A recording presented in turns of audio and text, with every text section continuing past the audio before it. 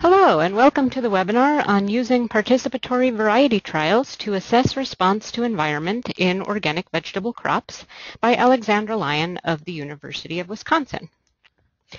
This is Alice Formiga speaking, and I'm the webinar coordinator for eOrganic. eOrganic is the organic agriculture community of practice with eExtension.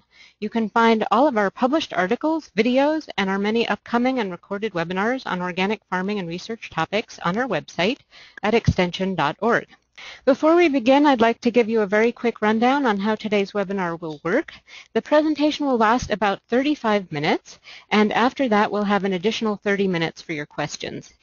We'll be reading the questions out loud after the presentation is over, and we will answer as many as we have time for. So today we are very pleased to be hosting Alexandra Lyon, who is a PhD candidate at the Nelson Institute for Environmental Science at the University of Wisconsin-Madison.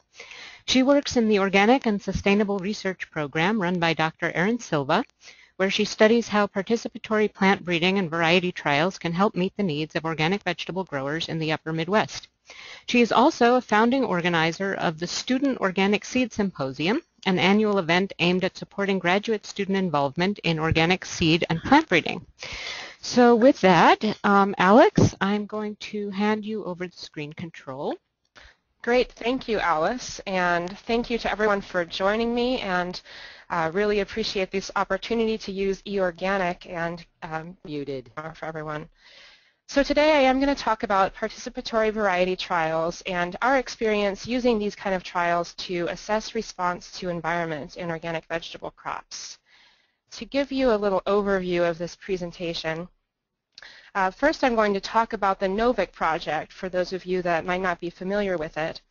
And then I'll talk about the ways that our crop varieties respond to the environment, and especially particular types of adaptation, and what that means for breeding and selecting varieties for organic agriculture. Then I'll talk about our efforts here at UW-Madison to use some of the NOVIC variety trial data to assess variety adaptation, and I'll end with some conclusions and recommendations. So my research comes out of a project called the Northern Organic Vegetable Improvement Collaborative. And this is a network of farmers and researchers in the northern U.S. doing trials on organic farms. Before I get into more detail about NOVIC, I'd like everybody to think about why they do variety trials. And Alice has informed me that if you type in some of your reasons here, she can read them back at the end of the presentation. So whether you're farmers or researchers, why you do variety trials. The farmers that we've worked with in this project frequently do their own variety trials, and these are often pretty informal, growing a new variety or two at the end of a row. And they're usually looking for, or they have a few reasons for doing this. They might be looking for specific traits that they're interested in.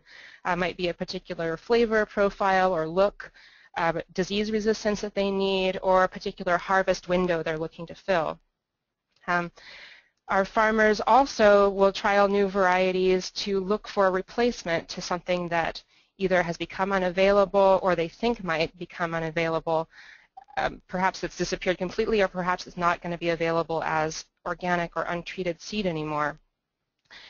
They also are trialing varieties just to satisfy curiosity, to see something new, and maybe not quite as common in our region, but certainly an important motivation is maybe they're interested in starting some on-farm variety improvement and selection, and trials are an important way to start that.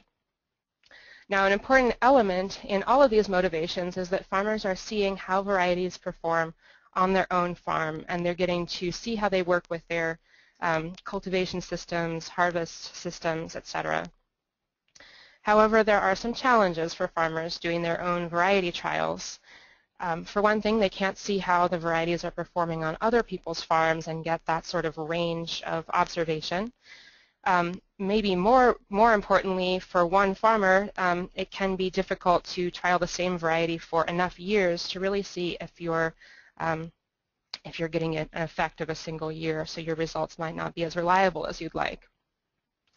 And then in a related challenge is that it can be difficult for farmers to do multiple replications. So if you're only growing those varieties in a few row feet of plants, any small difference in the field there could really affect the results a lot.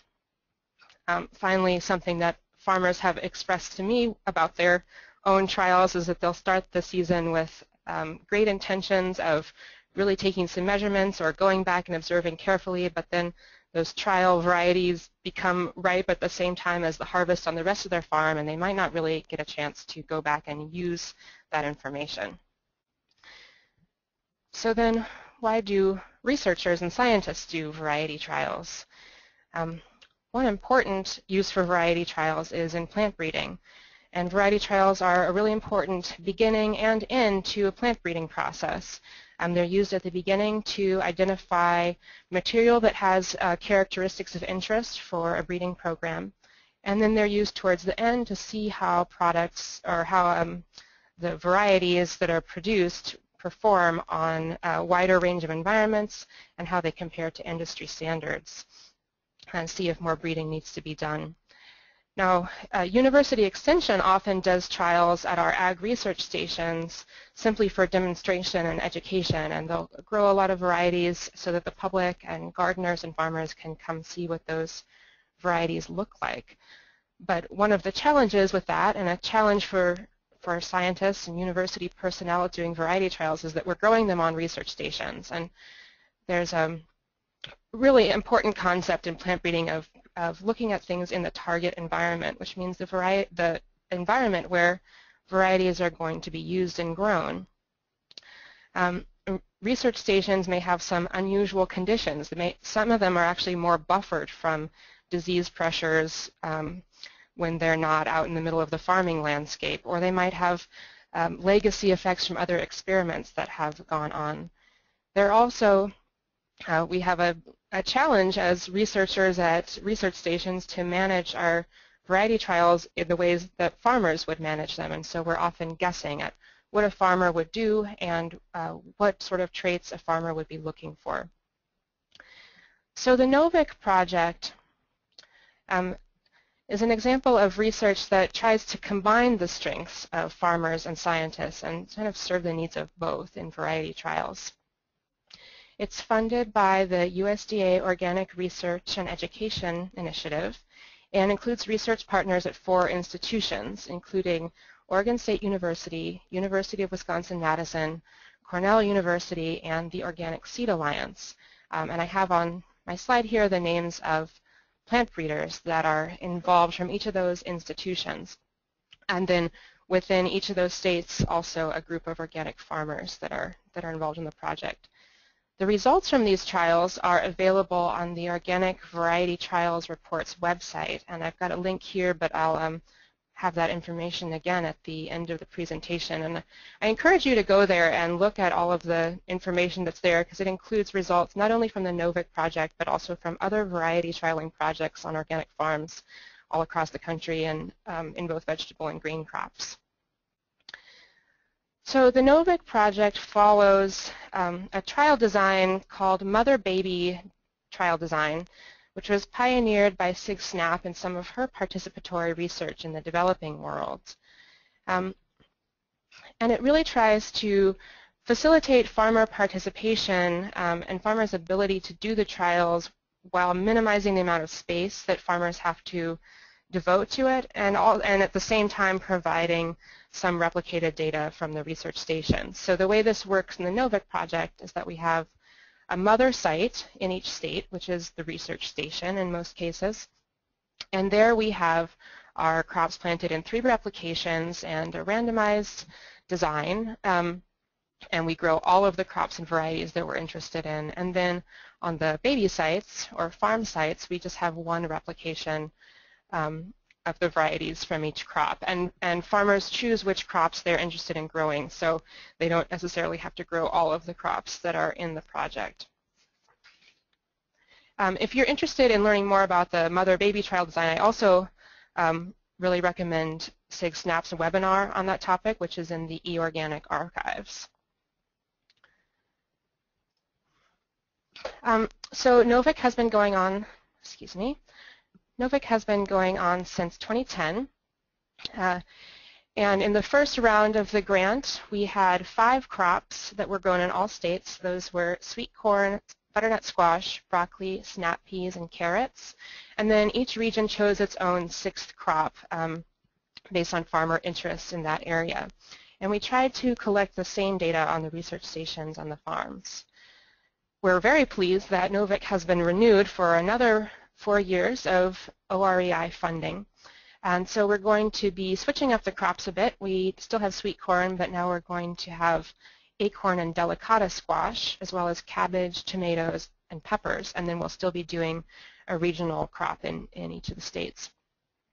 And moving into this next round, based on our feedback and experience from the last round, we're going to try to focus more on qualitative data and really farmer assessments on the on-farm sites and focus on the quantitative data on the research stations to try to add some more flexibility to the way that farmers can participate in this. So having given you some background on the NOVIC project, I now want to talk about our analysis. But at first I want to do a little section on response to environment and what I mean by that. So what am I talking about with response to environment? Really the way that plants and cultivars respond to changes in the environment and different types of environment. And the 3 main concepts I want to touch on here are different kinds of adaptation. So wide adaptation describes a variety that does well across a large range of environments and has high mean yields across environments. Whereas specific adaptation describes a variety where one variety would do best in one location but not as well in another. So if we think of one field corn variety, for instance, that's the best variety that's planted all across perhaps the northern United States, that would be a widely adapted variety. If we have one broccoli variety that does well in Oregon and then is not the best variety in Wisconsin, that's an example of more specific adaptation. And then stability is another important aspect to this, and that describes varieties that where their performance varies relatively little around the mean. And I'm not going to talk about stability quite as much, but it's important to understand that both a widely adapted and a specifically adapted variety could also have stable performance. So it's really referring more to how predictably the variety performs. So digging more into this concept of specific or local adaptation. If we have 2 farms or 2 regions with very different conditions, perhaps different soil types, different disease pressures, if we pursue specific adaptation, we're going to select different varieties for each of these farms or regions. This kind of locally adapted varieties can be important in contexts related to organic agriculture for one reason that I referred to earlier about research stations being quite different from on-farm environments, particularly in organic agriculture.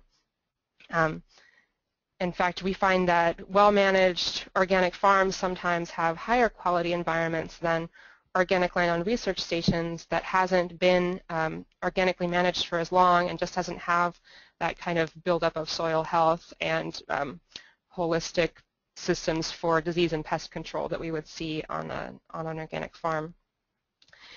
So the differences between research stations and on-farm environments has led participatory plant breeders to favor on-farm selection and specific adaptation rather than trying to breed varieties that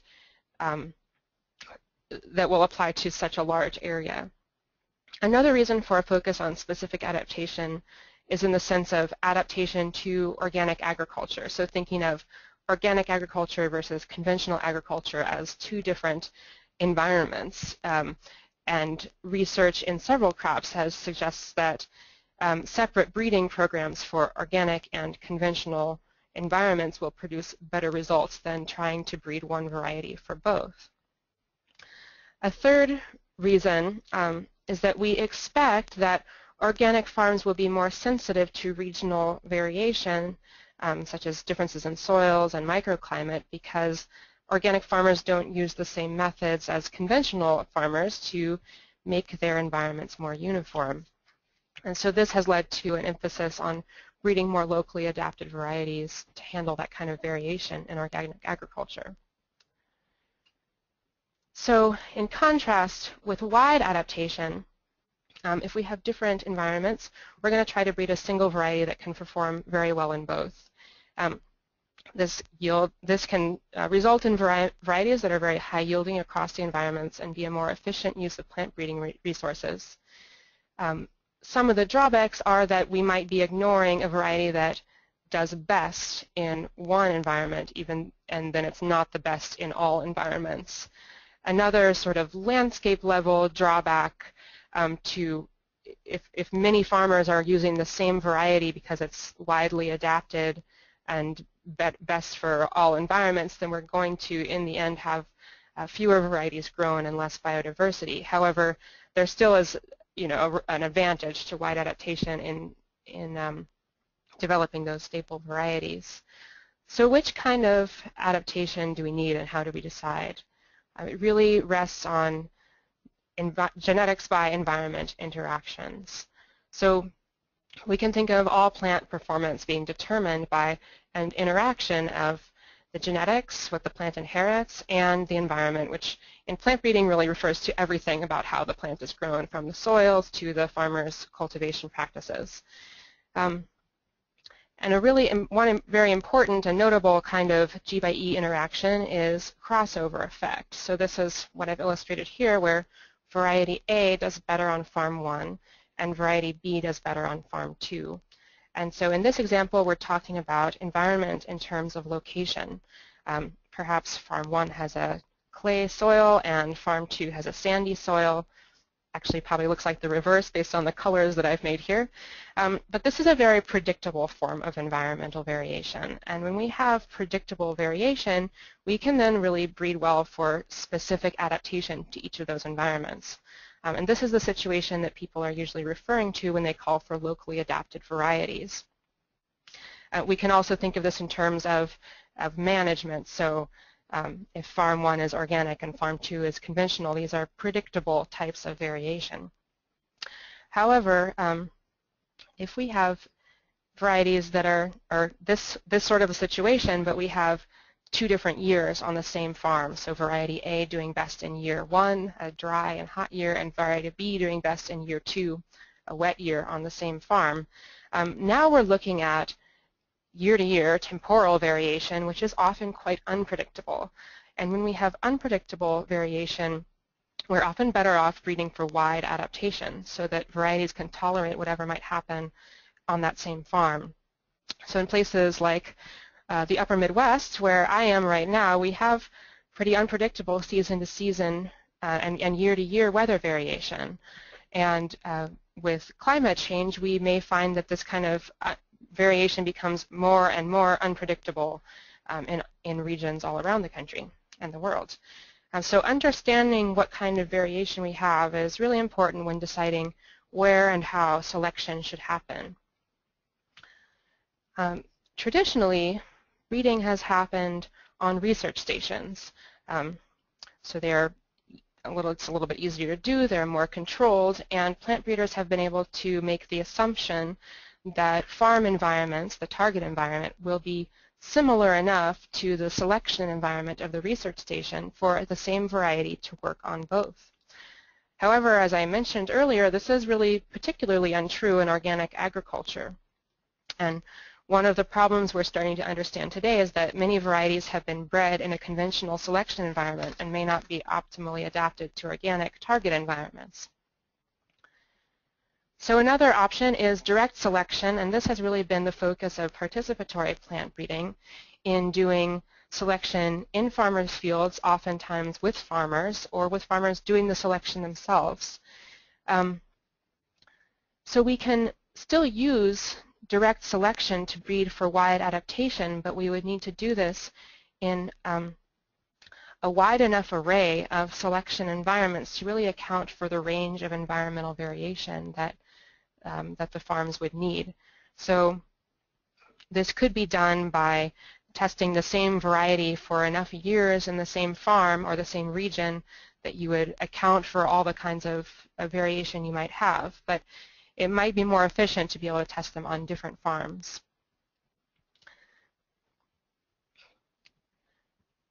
So an important area of research for organic breeding is to understand the kinds of environmental variation that farms experience and how varieties respond. And it's also important for farmers to know what kind of adaptation their varieties have in order to make decisions about what they want to plant and how that's going to work on their farm. So now I want to delve back into the NOVIC data and tell you what we did to use some of these trials to assess response to environment. And the research objectives in the chunk of this that I've bitten off were to use the NOVIC data to determine response of varieties to diverse year-by-location environments and detect G/E interactions, to assess the feasibility of simple graphic methods to analyze stability and performance, and to make recommendations to improve participatory trialing. So as you might imagine from the trial design, the NOVIC data is quite a large data set. And we did experience some of the issues that are common in participatory research, including a lack of consecutive years on the same sites because it's difficult for farmers to commit to growing the same varieties in trials year after year. We also had some problems with missing data, crop failures, what you would expect in agricultural research in general, but tends to be even more complicated when you have a lot of farm sites. So one of the first steps was to identify the crops with the best data. And I looked for yield variables because they would be fairly sensitive to environmental variation and useful for farmers. The variables I selected were broccoli head diameter, and this was measured by taking an average of 5 heads in the field. So it's an average of 5. First, then 2 variables for squash. One is marketable weight per plant, and the other is marketable number of fruit per plant. And marketability was determined when we went out to the farms and harvested with the farmers. We would kind of get a sense of what they considered marketable and unmarketable, and then try to also reflect that in our harvesting on the research station. So having selected these variables, I then looked for an optimal combination of varieties and environments in order to maximize the amount of data that I had. And because of this issue of not having enough consecutive years with the same varieties and locations, I wasn't able to look at year and location separately. So you'll hear me talking about environments. And in my research or in this project, one environment is a year by location combination, so one site for 1 year. So then I looked for the varieties that had the most of those environments available to look at and came up with my data set that way. So here I have next a list of the varieties that I've used in squash and broccoli. You'll see there are a few OP varieties in each crop as well as hybrids. A note about the broccoli varieties is that OSU composite, which stands for Oregon State University Composite, Common Ground Population, and Solstice all came from the same breeding population and then were selected in different environments at different farms. And Solstice is the only one of those that has been sort of finalized and released as a variety. The other 2 are still breeding populations. The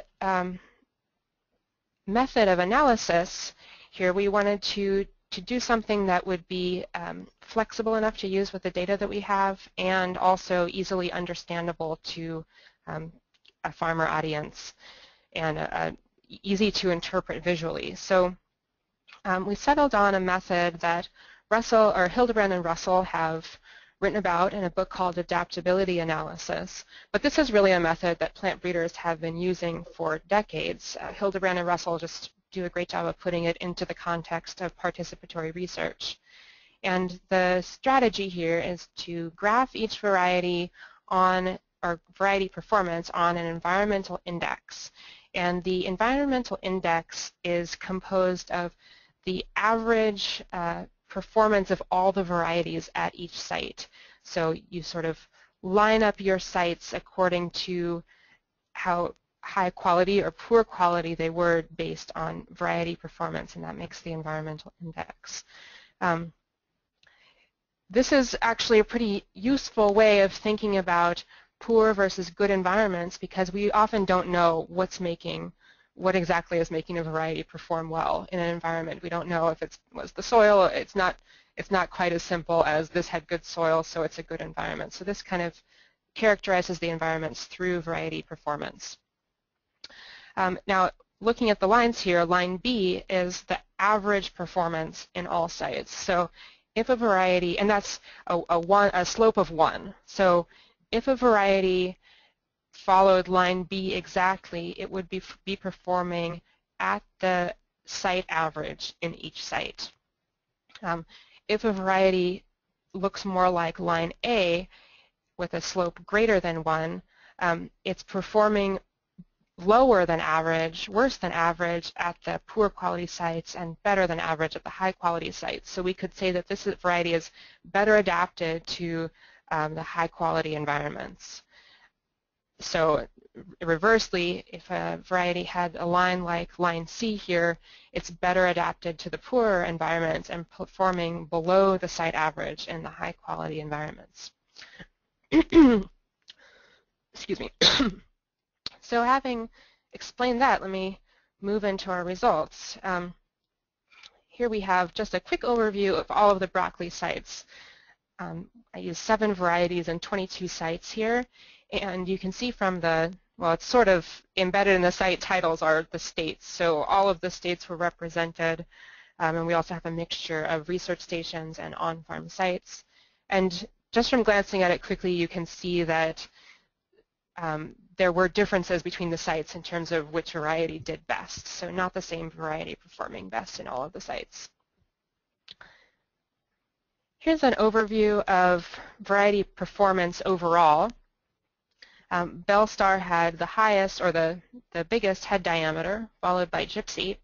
Windsor and Arcadia had about average performance, but Windsor had higher variation.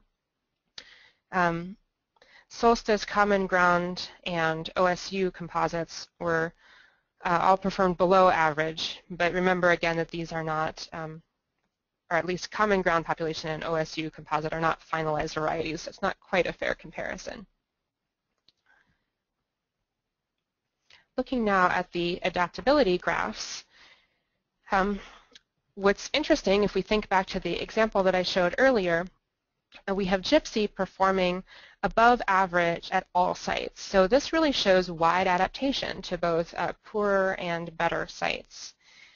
Bellstar, on the other hand, also had a high or large average head size, but it's performing further above the average at the worst sites than it is at the best sites. So we can say that Bellstar is more adapted to the poorer or more challenging environments.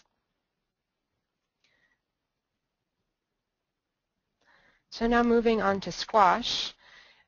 With squash, I only had 11 environments, so a single environment may be having more effect on the results than we saw with broccoli. That's just a caveat here.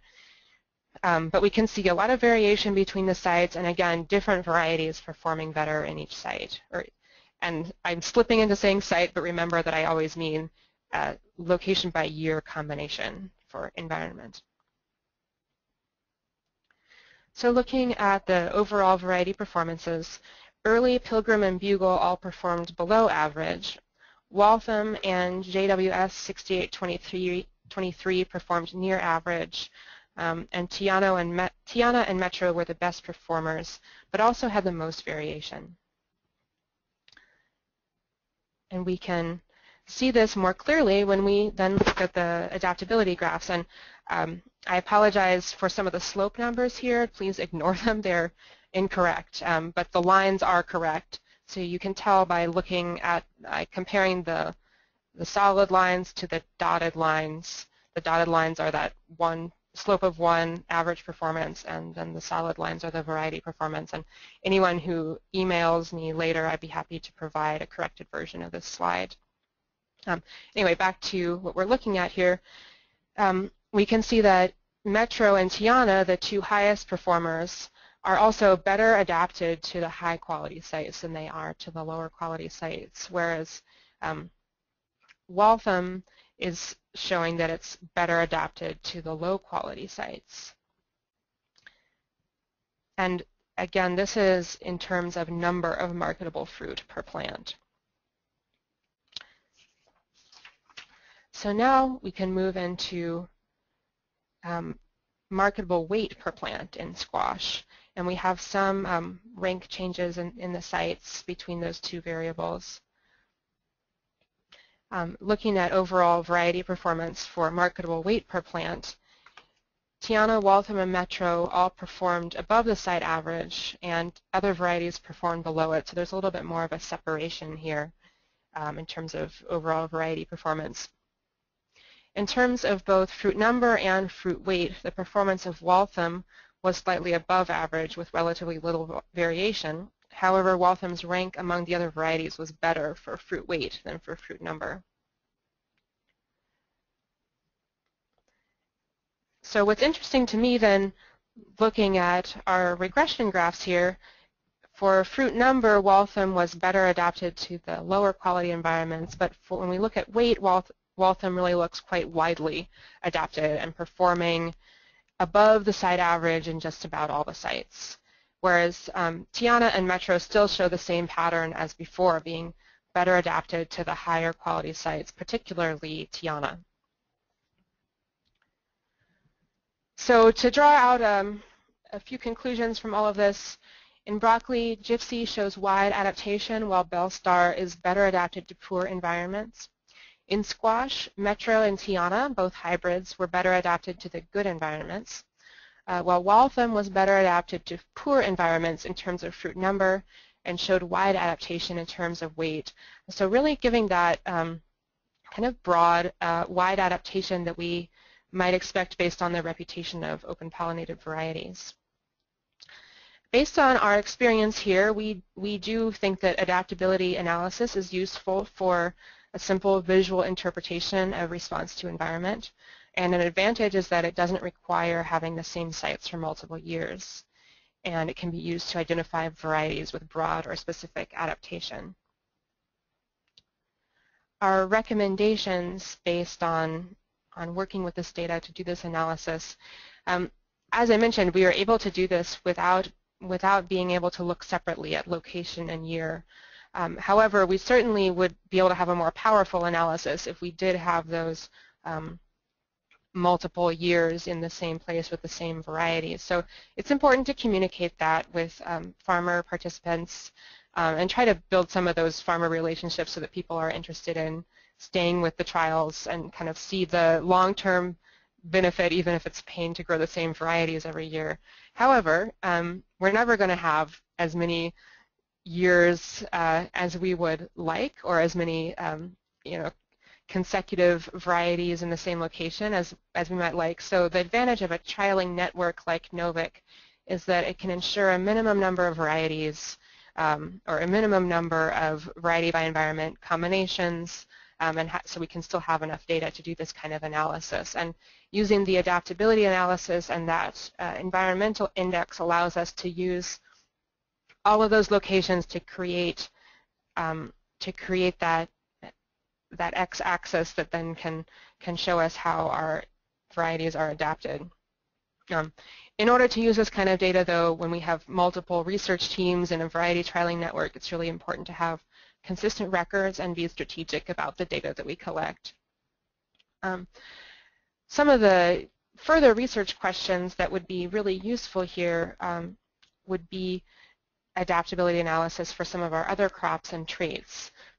So based on the conclusions I just talked about, would I recommend that everyone go out and grow Waltham next year?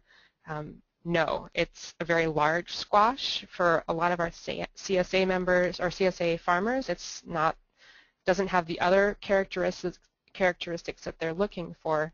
So by doing this kind of analysis for things like flavor, we have a squash tasting in the corner picture there, and other crops that we're going to be including in the future NOVIC trials, we can expand that information.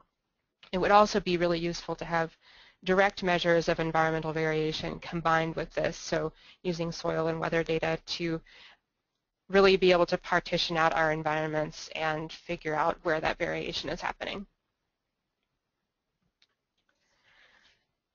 Revisiting, as I wrap up here, I just want to revisit this graph again and think about what kind of adaptation, especially organic farmers. So a farmer that has a very good growing environment and feels very confident about the conditions and their ability to produce a certain crop, and some of our NOVIC farmers really have optimal growing environments for some of these crops. They might want to look for a variety like that has a line like variety A that's going to maximize their yield or the performance of the trait they're interested in a good year and in good conditions. However, for farmers that really want to make sure that they've got a crop, no matter what sort of unpredictable variation might happen, they would want to look for a variety that has more of a slope like line C, and that's going to perform in poorer conditions or be a better performer in poorer conditions than a variety like line A would be.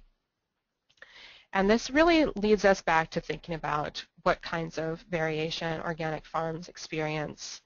Here's a picture of two different farms here in Wisconsin, really not that far apart, with very different soil types, and that's just one of the kinds of variation that can affect organic farms.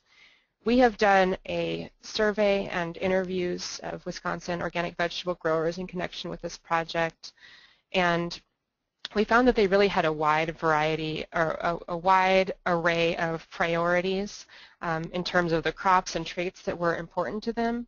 And so they were finding specific market niches, but within those niches they wanted varieties that were reliable. And this quote that I have here on the next slide I think really represents that. So a farmer was talking about how they can have a cold, wet spring one year and then a really hot and dry one the next year. And she said, there are some varieties that we've just honed in on. These are going to be reliable for us regardless of what happens when they're in the field.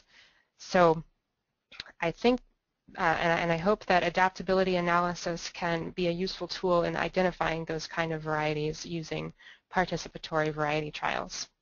With that, I'll wrap it up. I want to thank the farmers that participated in these trials, USDA OREI for funding the NOVIC project, and then Ceres Trust and Annie's, which have helped me with funding in my graduate career. My advisor, Erin Silva, who runs the Organic Research Lab here at UW-Madison, my wonderful committee members who have helped me think about this, Bill Tracy and Erwin Goldman, and the rest of the fantastic NOVIC team and people I'm not mentioning who have worked out in the field for us. So thank you. I've got a slide of references here if anybody needs to go back to them later and refer to anything I've mentioned. And then before I wrap up, just want to point out a few more resources which will appear here. Please do feel free to email me. I'm very interested in feedback or comments that anybody might have who's listening to this today. And also the NOVIC website on eOrganic has some more information about that project, and there's again the website of the Organic Variety Trials reports. So I'll turn it back over to you, Alice. Really looking forward to questions and comments. Okay, thank you very much, Alex. We're about to begin our question and answer session. So at the beginning of the presentation, Alex had asked if you have any thoughts on why you conduct trialing if you're a grower or a researcher. We did have a response to that, and one person put in that the reason she does it is for trialing for adaptability, disease pressures and resistances, and improving varieties. So thank you for that comment. Let's see. So this question we sort of got in a couple different forms here. Vegetable growers may have several different market streams with different criteria. For example, a CSA grower might prefer a small butternut squash, while a wholesale grower might like a larger fruit. Or broccoli, the number of cuttings might be more important to a CSA grower, while the size of the head might be more important to a wholesale grower. So how do you take into account the wide variety of market standards for vegetable growers? And was your research geared more toward wholesale growers, or was it a mixture? Right. I think the the diversity of farmers' needs when we look at these crops, especially in vegetable crops where organic farmers are growing so many different crops, can almost get overwhelming for people who are designing breeding programs and trying to work on improvement, variety improvement for organic agriculture. And so that's something that I think certainly everyone I know that's involved in the NOVIC project is always working on, talking to our farmer networks about what they're looking for in the various crops. In NOVIC, I think we had somewhat of a mixture of different kinds of farm structures that you mentioned. In Wisconsin, most of the NOVIC growers were growing for CSA, at least growing for CSA. Some of them were then also growing for a farmer's market or sending a few crops to a wholesale stream. In Wisconsin, we didn't have anyone who was growing only for wholesale. Well, we had one farm that was sort of a specialized market where they were making vitamin supplements from their vegetable crops. In the other states, I think that it was about the same. So we're certainly more looking at the CSA context, and it was definitely one of the challenges was to decide what to measure in these variety trials, since CSA growers are often looking for so many different kinds of traits in their varieties.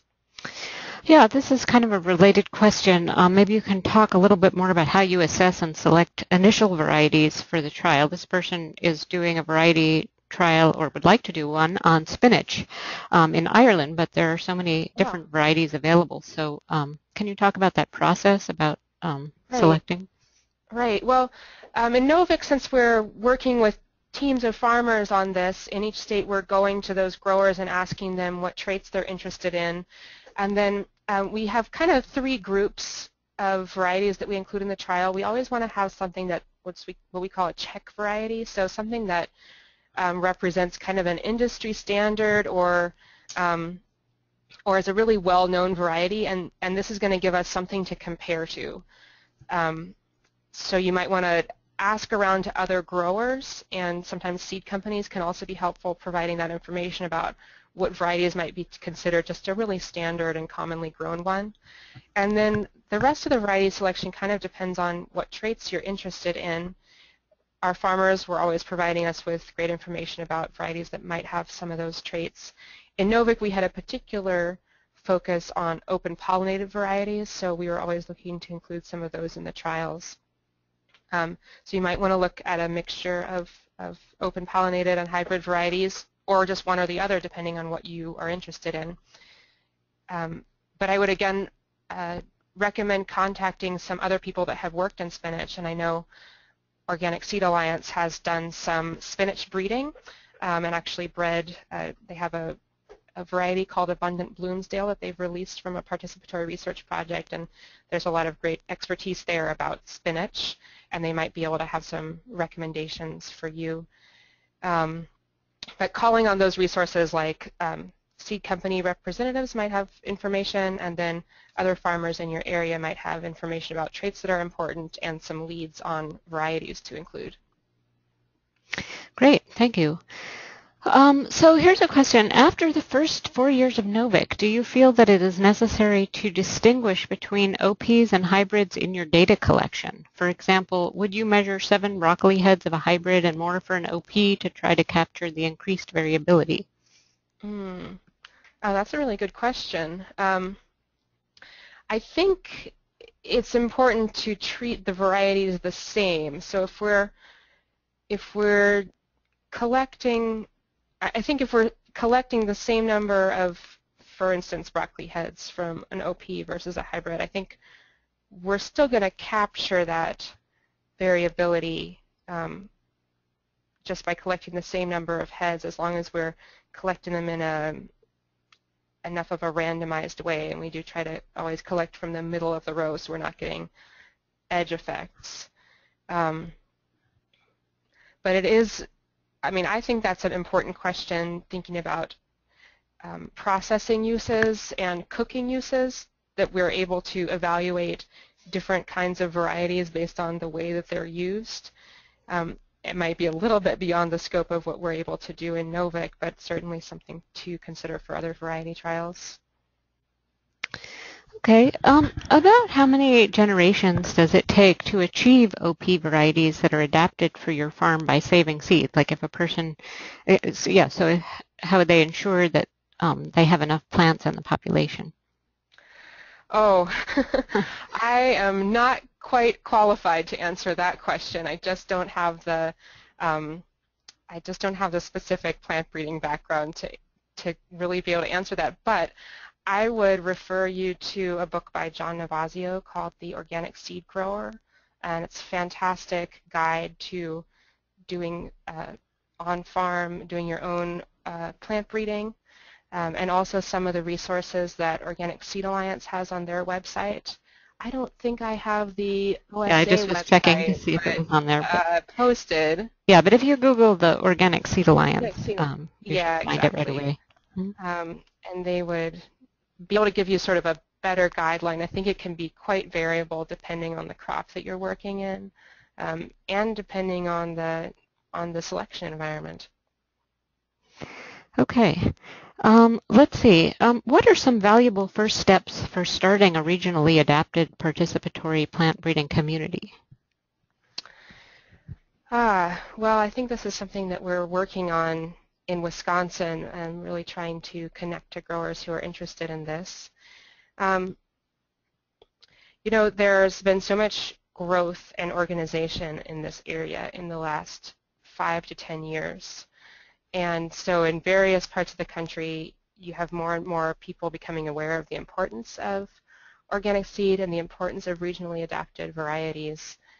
You know, my opinion would be to start trying to find those people that are interested in it, and not feel like you have to start out trying to include every farmer in the state, but really focusing on building a few relationships with the farmers that are most interested. And you want to find those people that can really commit to it and make it a success, and then other people will start joining. So that would be maybe one piece of advice. I can't tell you advice from the standpoint of having completely done it and being successful at this point. I think that this is still definitely a growing effort right now.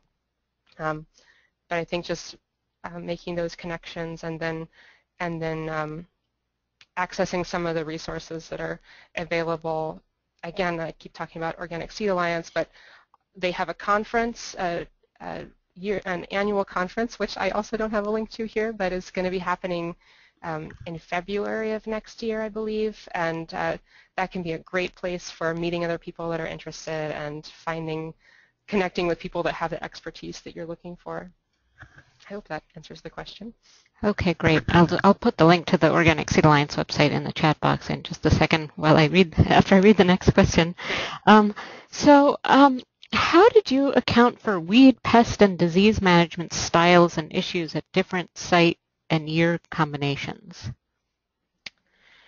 Right, those are reflected in the data from those sites. So, I mean, this is part of the motivation for doing on-farm trialing, is that whatever the farmer is doing is reflected in the variety performance. So we did take measurements of things like weed pressure, kind of a 1 to 5 scale, which I didn't report on here. So we were looking, and also at traits like canopy closure for broccoli and for squash that would have some weed competitive advantages. But overall, I think the real advantage of doing on-farm trials is that whatever conditions are happening on that farm are going to be reflected in the performance of the variety, presumably, which is really what the farmer would care about in the end, I think. And so that's reflected in getting the on-farm data in there. Okay, let's see. Given the amount of sales to CSAs, it seems flavor would be hugely important for them. How can you balance flavor against yield issues? Well, it's definitely true that flavor is important, and I think depending on the crops, those two aren't necessarily in conflict, but there's certainly something that we have to be aware of and breed for in organic agriculture, is to have really tasty varieties that also have high yields, and it's one of the motivations for having for building up our organic plant breeding and addressing some of those traits that are really important to organic growers but maybe haven't been addressed as much for commercial varieties. Let's see. On this question it says, could you speak to how you feel participatory trials play into the decentralization of the seed system on a larger scale? This seems like a crucial piece of this moving forward. Mm-hmm. Right, so by decentralization of the seed system, to me that means really having, I think there's a few ways that you can think about that. One way that I maybe started out thinking about decentralizing the seed system is really, having more farmers doing their own seed saving and breeding their own varieties and really bringing it back to this on-farm level. But I think another important part of decentralizing the seed system is just to have more of a diversity of options in the way that our seed is produced and available. So I think that seed companies, particularly seed companies that are catering to organic farmers, have an important role to play in that. But back to variety trials, I think that so in Wisconsin we don't have that many farmers that are doing their own breeding yet. That's maybe more common from what I've seen in some of the farmer networks from NOVIC out on the West Coast. But here I think variety trials are a really important first step for farmers to engage with the world of seed and the world of variety availability, and explore some of the different options that are out there, and also get some of those kind of basic skills of laying out trials in a way that's uniform so you can really trust the information that you're getting from them, getting some familiarity with how varieties perform on different farms. These are, and sort of just like getting that experience of looking at varieties critically side by side, I think is a really important first step in really empowering farmers to do some of their own selection as well. So I think that varieties can be a great tool for beginning that kind of decentralization.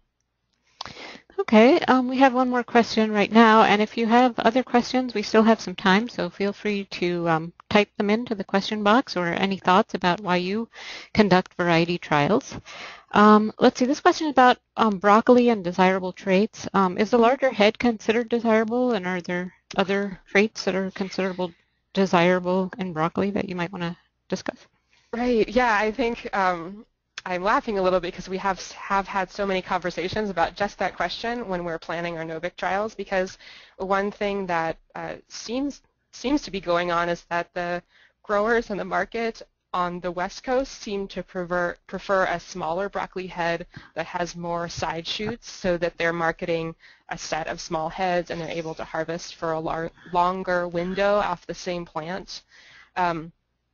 Whereas the farmers that have participated in NOVIC here in Wisconsin, I actually can't speak that well for the New York growers, but here in Wisconsin, I've heard a lot of strong opinions from farmers that they're only interested in one large head, and they would much rather have one large head to put in the CSA box than multiple small heads. And that may just be based on what they feel their customers prefer, and then also how they feel the ease of harvest goes with those two different options. So that also, with those the broccoli results that I showed where the 3 Oregon state populations were not performing as well, remember that was in head diameter, so some of them may be more adapted for a smaller head and then more side shoots, whereas the other varieties that the Wisconsin growers are performing are more adapted for a large head. So it's one of those things where organic farmers want a lot of different things and have diverse priorities from region to region. Okay, let's see, can you say a little bit more about your recommendation about strategic data collection? What do you wish that you have measured or not measured? Right. Well, we started out measuring a lot of variables. And part of that was from wanting to account for all of the different traits that are important to farmers.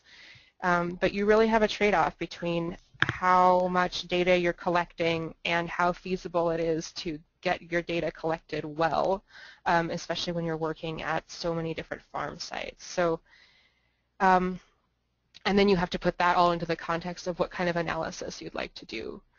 So that's kind of what I mean. Asking those questions is kind of what I mean by strategic data collection.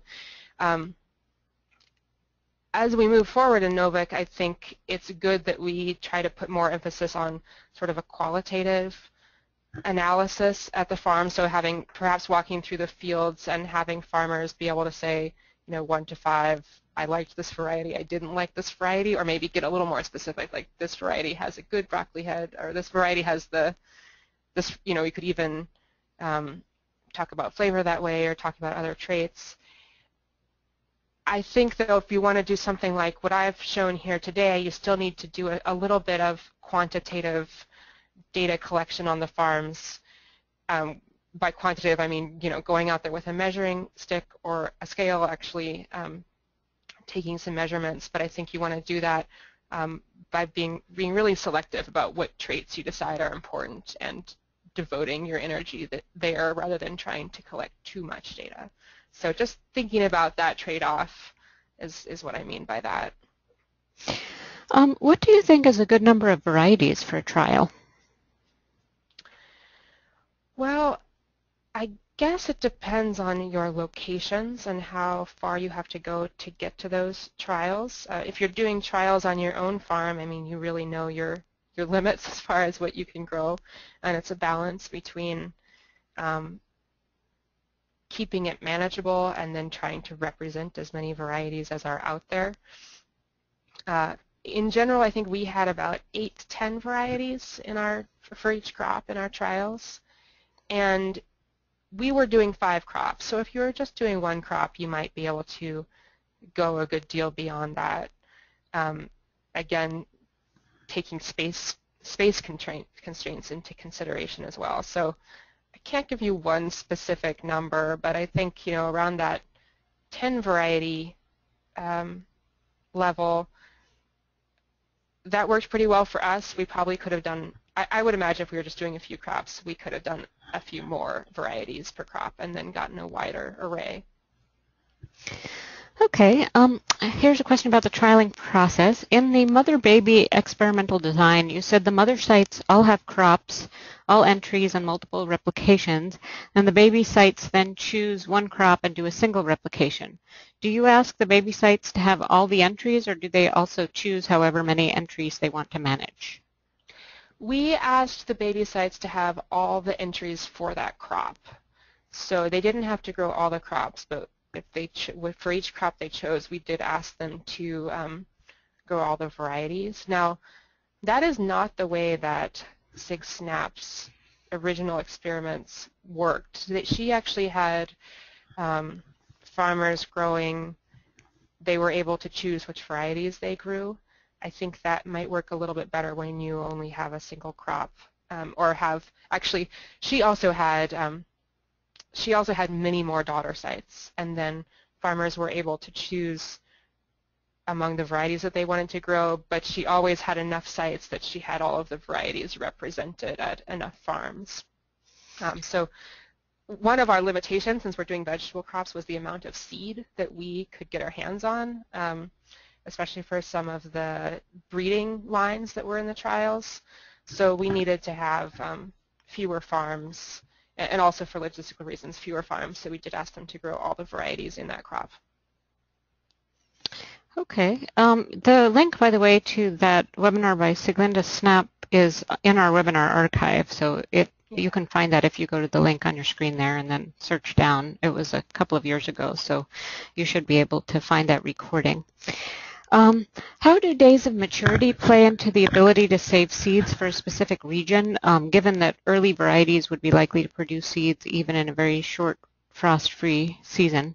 How can this relate to climate and adaptability? Oh my. So there were 2 parts there. One was about days to maturation and the ability to save seeds, and then how that plays into climate change and adaptability. I think you're limited by your region and what crops you can realistically save seed from. However, there are certainly ways to extend that season using greenhouses, etc., but then you face the problem of that you're potentially selecting seed for the environment that you're growing that seed in. I think I'm not going to comment on exactly like the days to maturation and how to handle that with seed saving, because I don't quite feel qualified for that. But again, I would recommend John Navasio's book. As far as playing into adaptability and climate change, he just meant climate, not climate change, I think. Oh, I'm sorry. No, great. That's okay. Makes it a little easier, maybe. That made that question a lot harder. Yeah, I mean, I think that then you can look up crop by crop information about seed saving and how many days to maturation the crops will need, and it certainly would vary a little bit by variety, but mostly by crop. And I think when you start out seed saving, I should say Seed Savers Exchange also has fantastic resources and books on that in this area. But I think when you start out seed saving, you want to start with the crops that are going to be easy to produce a seed crop in your region, and then start and get your experience with those, and then start moving into crops that might be a little bit more challenging, and some of the biennial crops that require roots to be stored over the winter, and then saving seed off of the second season of the crop. Do you have any thoughts on how to get a project like this going in a state or area where it doesn't exist at the moment? So in other words, where a group of farmers would work with university researchers. Right. I guess I wish I knew whether the question was coming from a farmer or a researcher. You can type it in. Because some farmer groups have started projects like this on their own. In North Dakota, there's, oh shoot, now I'm forgetting exactly the name of the group. Maybe some of them are listening today.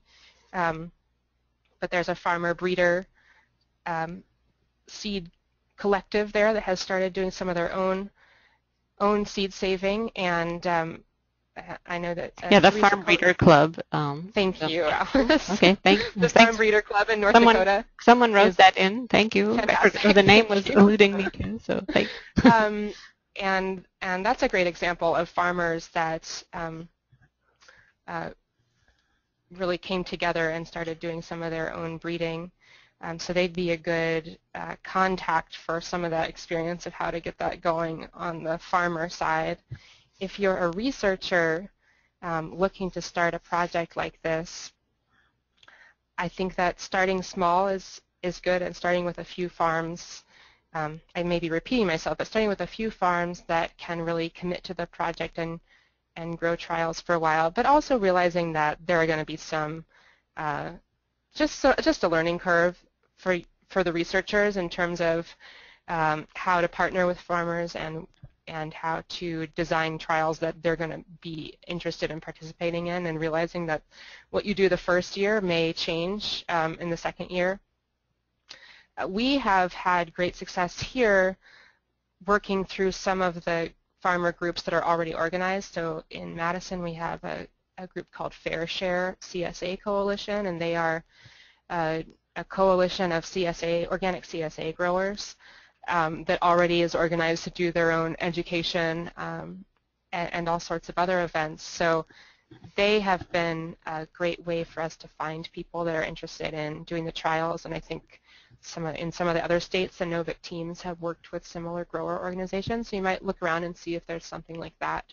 And then otherwise, it's word of mouth, and holding field days is very, very helpful. We try to do field days in the summer when we've got the trials going on the research station, and then something in the winter where growers can give us feedback and talk to us. And in the Oregon contingent of this in NOVIC, the Culinary Breeding Network has has been an important part of that, and they're a group that works with chefs as well, and they've started doing tastings that really have gathered some public attention and brought people together to taste some of the varieties from their variety trials. So doing tastings and building in that culinary link is a great way to get people interested as well. Great. Okay, well, thank you. It looks like we're pretty much out of questions here, so I'd like to thank everyone for typing in those questions and say once again that you can find our many other upcoming and archived webinars on organic farming and research topics at the link on your screen. We have a webinar coming up this month on carrot breeding, so any breeders in the audience might be interested in attending that, and you can find that at the upcoming and archived webinar page. Alex, thank you so much for presenting your work today. And thank you. Yeah, great. We're really glad to have you. And thank you to everyone for joining us.